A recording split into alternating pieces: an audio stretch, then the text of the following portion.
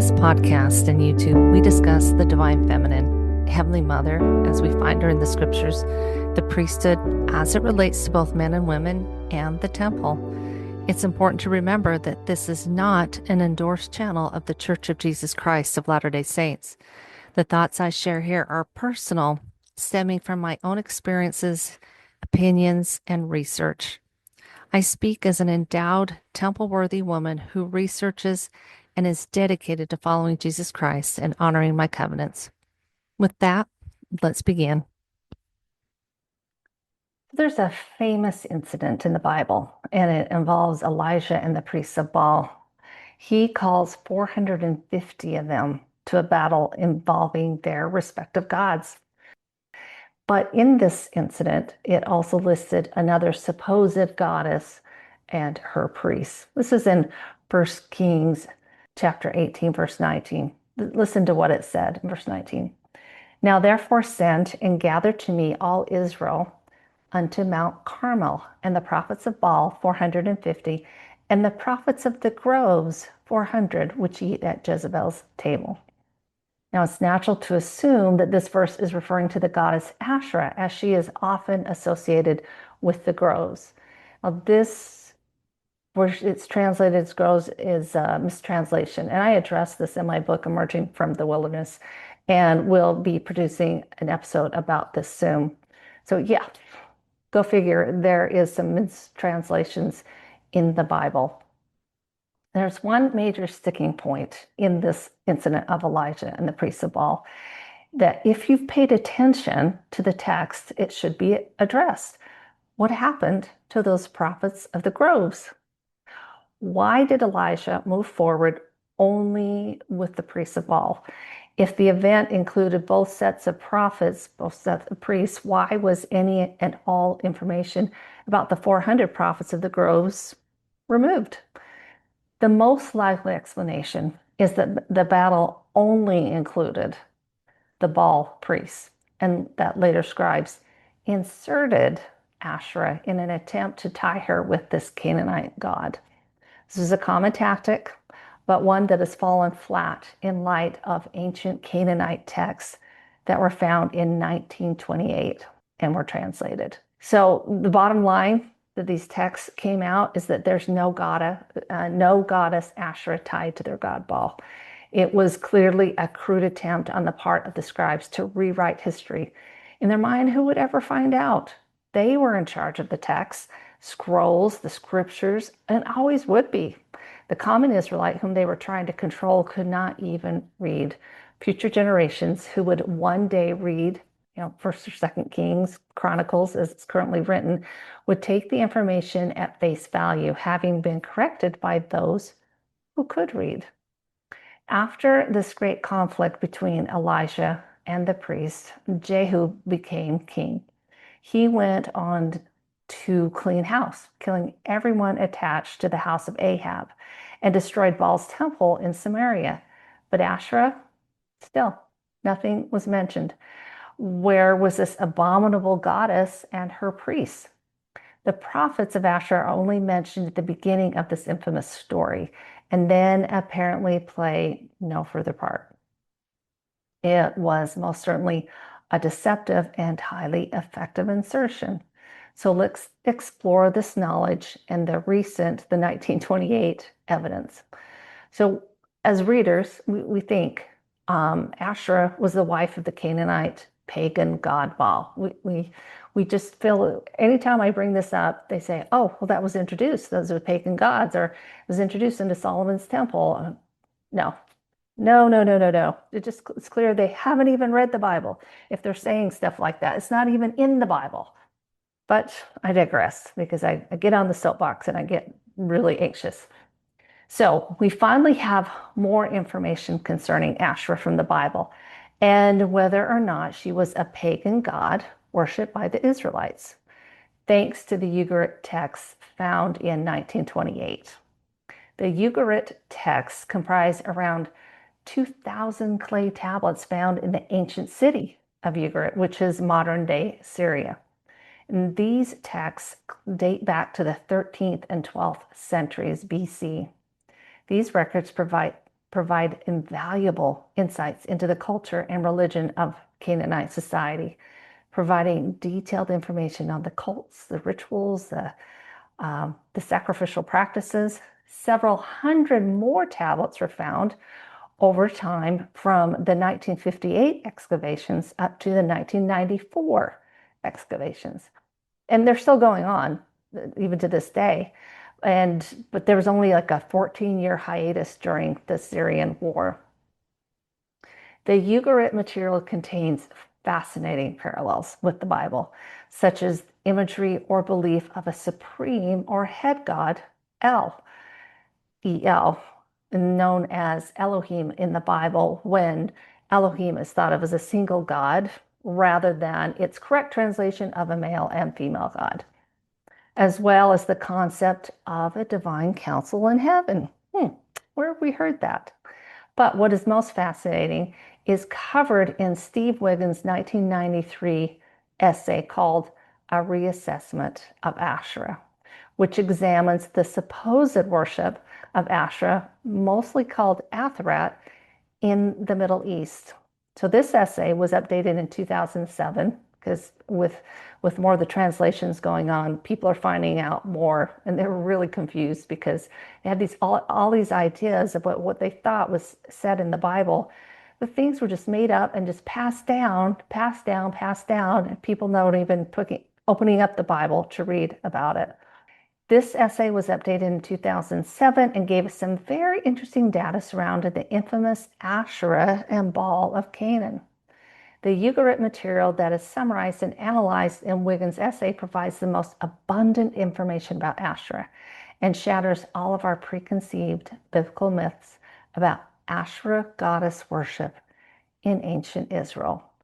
Basically, people thought that people were worshiping this pagan goddess, that she was a Canaanite goddess, that she was associated with Baal. It's just kind of, I thought that, but as I kept studying it and reading it, I realized we were throwing in so many assumptions that we were just passing it down. And I don't even know where I first heard this or thought these thoughts.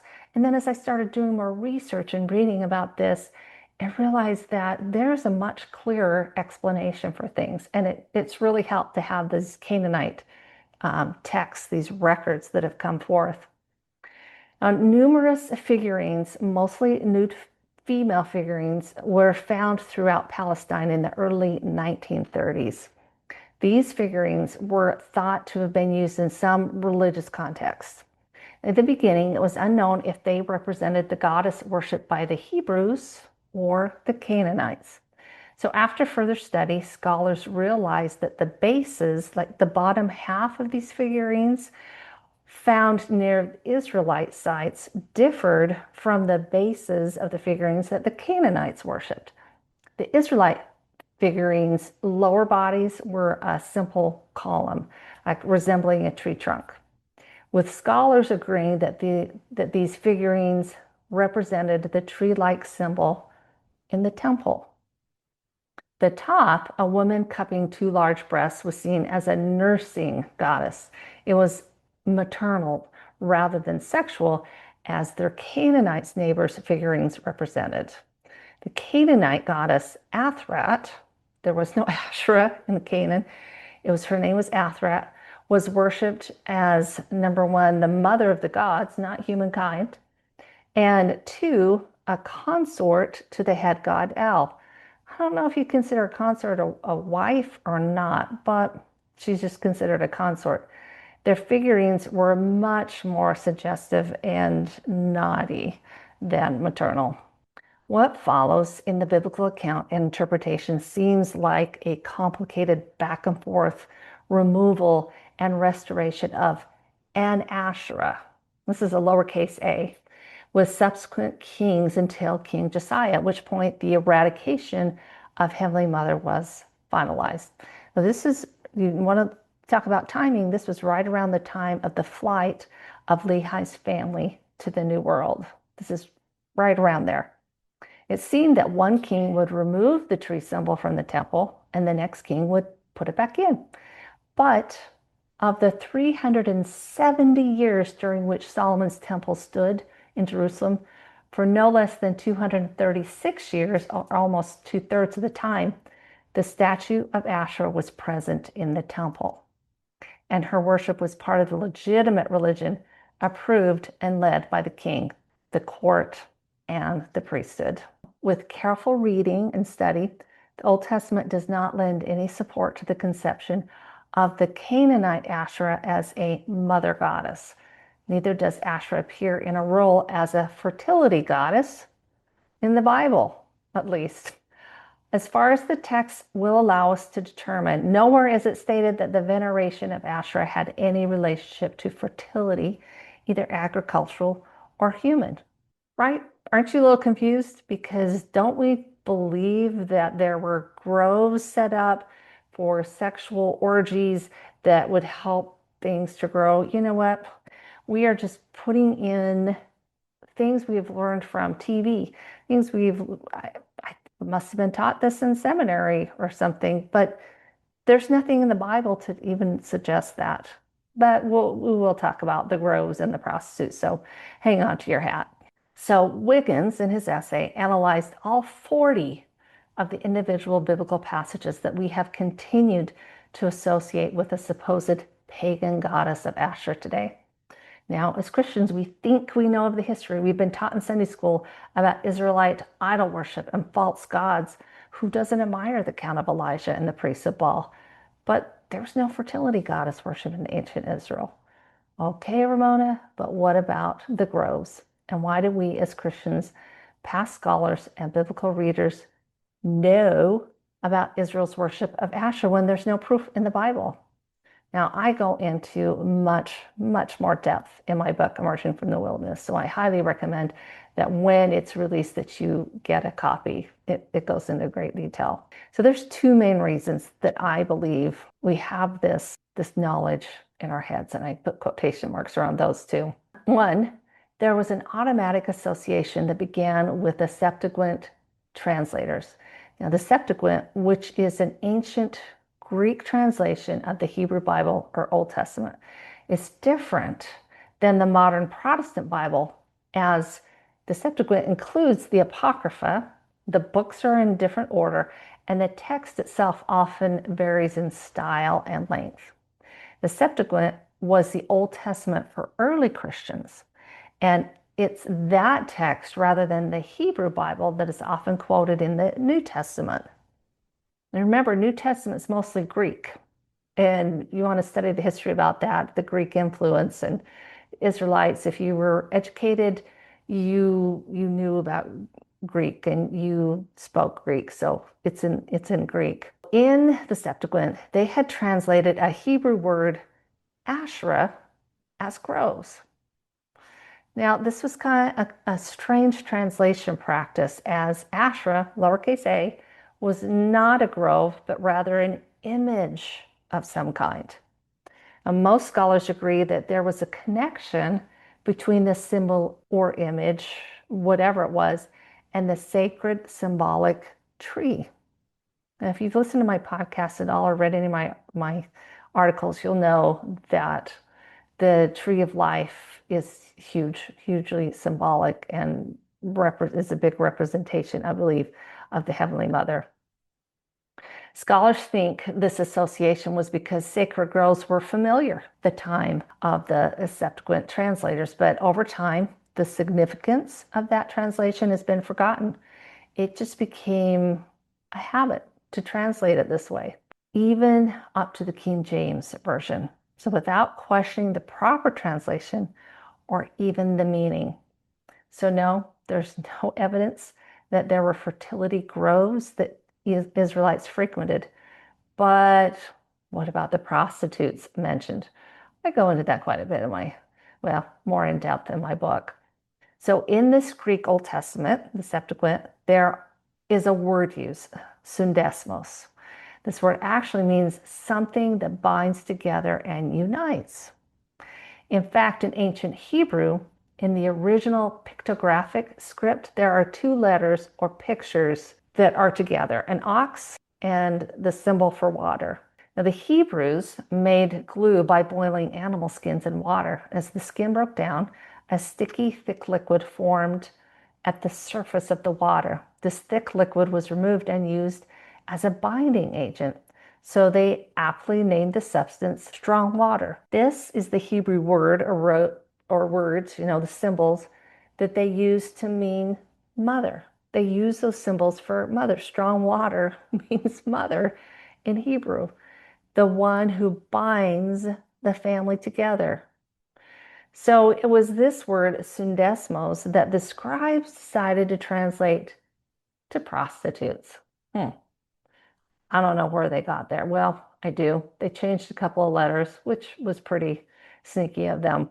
In the Hebrew Bible, there are several verses in the Old Testament, especially in 1st and 2nd Kings, that translate the word Kodeshim, which means holy ones, also to male prostitute. These holy ones, according to some scholars, actually means angels or could be translated as holy messengers, like a prophet would be considered a Kodeshim. These are just two glaring evidences of scripture tampering from both the Hebrew and Greek words that do not mean anything close to prostitutes. The scribes were not only trying to remove the knowledge and legal worship of Heavenly Mother, but also remove the information about holy messengers, about angels, about the true high priest. Now, as Margaret Barker has pointed out, the divine Son, the priest of the order of the Melchizedek, was born in the glory of these holy ones.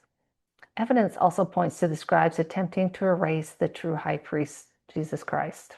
So that's the first thing.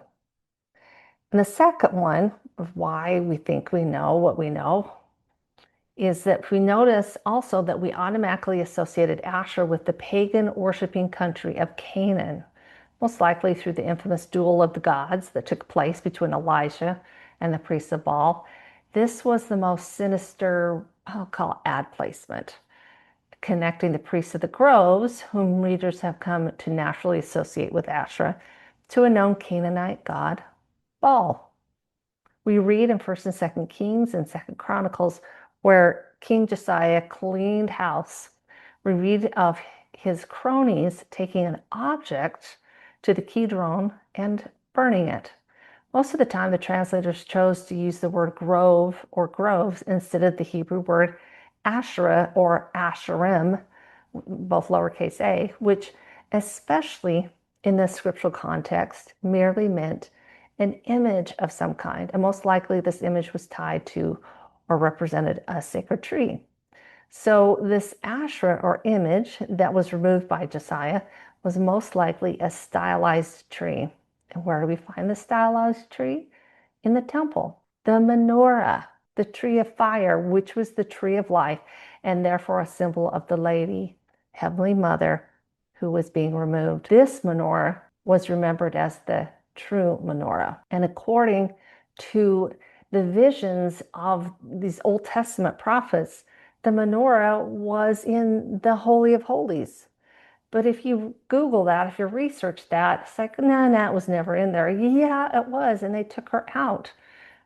But just imagine, this huge menorah is in there, and there are objects that represent the Father and the Son, and the whole room is lined with gold, right? You light the menorah, and it will look like the entire room is on fire because the gold is reflecting that fire. You remove the feminine, it's literally plunged in darkness. It's like without the divine feminine, you can't really see. You can't see the divine masculine. So this frustrates me. This frustrates me a lot. Now, remember where we all assumed that this Asherah or sacred tree was a symbol of a Canaanite goddess? As modern day readers, we've railed on Israelites for worshiping this pagan idol. However, there is no evidence to support this pagan worship, at least not the Canaanite Asherah, as there was no Asherah in the Canaanite religion. How do we know this? Because of the Ugarit text, because of the clay text found in Syria. To date, 2,000 clay tablets that have been found, and they're being translated and freaking people out because they're like, we thought it was something different. We know that Deuteronomical editors whose fingerprint is found in the books of Chronicles and Kings were strongly opposed to the mother. It's not just that they repressed her, but how they went about repressing the knowledge. The editors were straightforward in their account of Elijah and the priests of Baal, and the reader and scholar alike can clearly see that this was pagan worship. There was a god of Baal that was a Canaanite god, right? He wasn't the head god, but he was a god. So why has her name been all but erased? If she was horrible, that she was really being worshipped this time, why did they take her name out? Why didn't they keep her in and say, hey, we're going to slaughter her priests along with his priests? It just doesn't make sense, any of it. So we see in the first and second Kings the constant attempt to link Asherah with Baal, the Canaanite god. But the surviving Hebrew inscriptions use the name Asherah rather than Asherah, and she's associated with Yahweh. Now, through most of my book and most of my writings, I use the name Asherah because of the symbol that they kept, bringing out, destroying. And Asherah is more like the symbol rather than the goddess that they were worshiping. So she had a different name, but it's close enough. So I will keep referring to Asherah. Enemies of the son and the mother attempted to demonize her by associating her with the Canaanite pagan gods that carried a similar but not exact name. However, the exact name Asherah does not appear, get this, in the original 1611 King James Version Bible. Isn't that weird? The King James Version translators translated the Hebrew word Asherah, lowercase a, and its plural form, Ashram or Asheroth, as grove or groves. In all 40 instances, it appears in the Hebrew text. 40. Modern English translations use the proper name Asherah to refer either to the Canaanite goddess, once again, she didn't exist, or the sacred wooden pole or cult object associated with her worship. Modern scholarship notes that only about 7 instances in the original Hebrew Bible likely refer to the goddess herself, while the majority refer to an object. So you can use an online King James Version search tool to confirm this for yourself. Just put in a search for Asherah in the King James Version. It doesn't yield any results. While searching for grove will bring up the relevant passages, such as Deuteronomy 16:21, 1 Kings 18:19. Those are just 2 of the 40.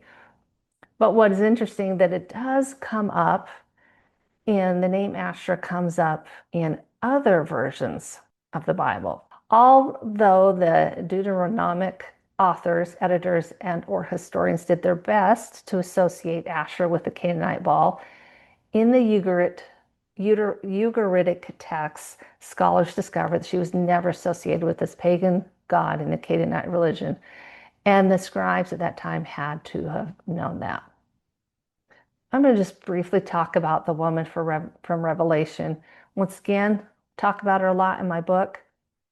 Now, there's an interesting section of the Mishnah that discusses forbidden objects among the Israelites, which they read as a specific directive against anything dealing with the Mother in Heaven. Such objects, such as figures of the sun, the moon, a dragon, are obvious signs reminiscent of the woman in Revelation 12. It's interesting that John the Revelator saw each of these symbols in his visions. Included in this forbidden list are chopped and trimmed trees, bread baked with wood from an Asherah, get it? An Asherah, an object, weaving clothes with instruments made from wood from an Asherah, etc.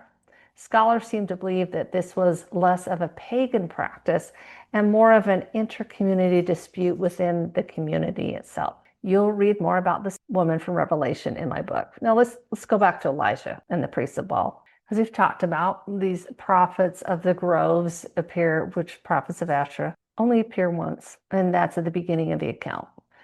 The 400 prophets of Asherah, written as prophetess of growth, supposedly ate with Jezebel, along with the 450 prophets of Baal. And it's very suspicious, as I've said over and over again, that there's no further mention of them or of Asherah in this very detailed narrative. The priests of Baal were consequently slaughtered, all of them. Where were the prophets of the groves left untouched? Were they allowed to serve the goddess of the groves? Not only were the supposed priests left alive, apparently the Asherah which Ahab had made and set up in Samaria was not removed, nor in any way harmed, either as a result of Elijah's victory over the prophets of the Baal or during the remaining years of Ahab's reign. Why? Were the prophets of the groves legitimate, or did they ever exist? Scholars are confident that the D writers deliberately connected Asherah with Baal to discredit her, but other early sources do not link her to Baal. Scholars are skeptical about the supposed connection and suspect there was an editorial insertion, as if to appear she was linked to Baal and Jezebel. Additionally, there are no records of any prophet criticizing Asherah the object, or Asherah Asherah, or the evil groves before the 8th century BC. Even Amos and Hosea, who strongly opposed Baal, did not mention or condemn Asherah. In the account of 2 Kings, chapter 10, verses 18 through 28, as King Jehu eliminated all the signs of Jezebel's influence in Samaria, he burned the images of Baal and destroyed his temple, but there's absolutely no mention of Asherah, the person, images, or symbols of removing, destroying, or demolishing anything belonging or relating to her. Had the Asherah actually been introduced by Jezebel, it is certain that every Asherah in the country would have been destroyed. So the conclusion must be that Jehu and the people of his time did not regard the Asherah as being a non-Israelite phenomenon. See, that's another thing that I hear people bring up. Well, it was introduced by Jezebel. No, it was introduced by Solomon's wives. No, read it. Go to the Bible dictionary and read about Solomon. Read about the pagan gods. Asherah was not one of them. Heavenly Mother was not one of them. All the research confirms that belief in Heavenly Mother was legitimate for centuries. And the idea that she was a foreign introduction is not supported. Opposition to her was very unusual, and her obliteration took several centuries. It was a ruthless campaign by the De-Reform Party, or by those heavily influenced by them, which finally succeeded in the time of Josiah. An understanding of her was partially restored in the Book of Mormon, most notably through the recording of Lehi's and Nephi's visions of the tree of life. Israel is accused of idolatry a mere 15 times in the 8th century. The following 7th century, a whopping 166 times. So here's a legitimate question. Was there a full-blown, out-of-the-blue, catastrophic apostasy during the 7th century? We find these condemnations in Deuteronomy 36 times, in Jeremiah 46 times, and Ezekiel 82 times. But what really happened was that the definition of idolatry changed. Worshipping Heavenly Mother, or venerating her, or recognizing her, was suddenly considered forbidden. There is significant scriptural symbolism of the Mother and the Son. This forms one of the core theses of my book, Emerging from the Wilderness. We have discussed Mary, the mother of Jesus, and her archetypal role in prophetic visions, such as Lehi and Nephi's Tree of Life vision, as well as that of Moses' burning bush. Historically, the royal queen mother served as a powerful liaison with her son, the king, even more so than the king's wife in specific contexts. When referencing Yahweh, meaning the single entity, primordial Jesus Christ, and his Asherah, we are viewing Heavenly Mother in her heavenly and mother roles in aspects of the creation and priestesshood as she partners with Jesus Christ. Just as we view El, or Heavenly Father's heavenly and father roles in aspects of creation and the priesthood-centered work as he partners with Jesus Christ. I hope that made sense. As you'll read in my book, Emerging from the Wilderness, the functionality and characteristics of the earlier Godhead worship by the Hebrews was merged into one. The separate entities of El, Heavenly Father, and Yahweh, Jesus Christ, they were morphed into a single Yahweh. But what of El's wife, Asherah? In the beginning, she was co-creator with El, co-creator of worlds and of other gods. But when El and Yahweh were religiously merged by the Israelites in the 10th century, some scholars theorized that Asherah was considered the wife of Yahweh. You see how that could be confusing? It seems that Asherah was eventually merged with Yahweh as well, but this wasn't enough for the reformers. They wished to stamp her out completely. They wanted to get rid of the feminine. They attempted and succeeded for many centuries to link her with the Canaanite god Baal. But as I've shared earlier in this podcast, that fake news has been thoroughly discredited in the last 50 years. There's absolutely no historical, textual, or archaeological support for such a claim. So the next obvious question that the current biblical translation hints at is, was there a pagan fertility cult in the Israelite culture, as it seems to have been read into ambiguous biblical scriptures? All the verses about groves. In past biblical scholarship, there were extreme and widespread assumptions of Canaanite and Israelite fertility cults, both of which included sexual ceremonies. We now know there's never been much actual evidence for such cults.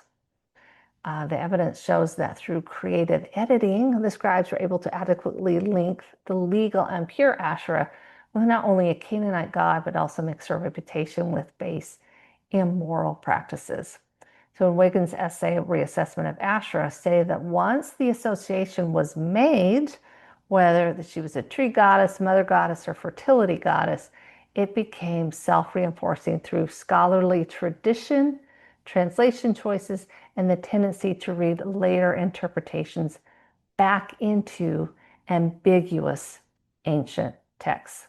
So scholars automatically insert Asherah into these contexts, like with other versions of the Bible outside of the King James Version, because that's what previous scholars did, not necessarily because the biblical text itself demands it.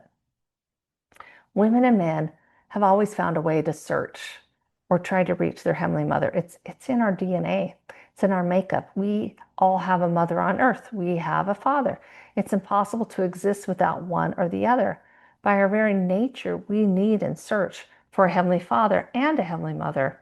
While the methods have not always been in ways that are familiar or legitimate by our standards, women have found a way back to her despite the aggressive and sometimes violent strategies of the men trying to erase Heavenly Mother. The most recent in our history echoes back to Mary, the mother of Jesus. Well, when I say history, I kind of mean, religious history. While Mariology is not considered official doctrine of the Catholic Church, they've not aggressively tried to remove the practice. Many Catholic disciples worship or pray to Mother Mary as their Heavenly Mother, usually as a gateway to her Son, Jesus Christ. And they give that scripture in the Bible of where Jesus is on the cross and he talks to both John and Mary. He said, Mary, behold your son. And then he talks to John and said, behold your mother. And that's basically where the people who pray to Mary get that she's our mother. She's all of our mothers because Jesus Christ said she's now your mother. The bottom line is we need the mother. But despite my research, I do suggest caution and much study and much prayer about the topic if you're interested. I am not advocating praying to Heavenly Mother, not because I think it's wrong, but because up to now, the patterns we follow are not necessarily because of what the leaders of the Church of Jesus Christ of Latter-day Saints say, but because Jesus Christ himself, in both the Bible and the Book of Mormon, asks us to pray to the Father in his, Jesus Christ's, name. And until that pattern changes, which can only be done through Jesus Christ or the Father, this is where we are in our mortal spiritual progression. We could search for Mother, listen and find ways to feel her presence, of which I will probably devote a future podcast episode or article to such a journey.